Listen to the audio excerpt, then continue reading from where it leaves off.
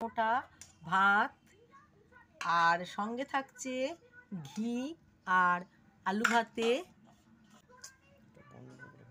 সঙ্গে দিয়ে দিলাম বেগুন ভাজা 2 পিস, আর দিয়ে দিচ্ছি ঘি। নিরামিষ দিন, আজকে করেছি ছোট ছোট বড়ি ভাজা, সেও বেশ কিছুটা নিয়ে নিলাম। গরম ভাতে বড়ি ভাজা দিয়ে খেতে খুব ভালো লাগে। করেছি মুগের ডাল, এটা করেছি ক্যাপসিকাম দিয়ে, আর আলু ফুলকপি দিয়ে পোস্ত করেছি, সেটাও 1 বাটি নিয়ে নিলাম। আর করেছি কিছু পাঁপড় ভাজা।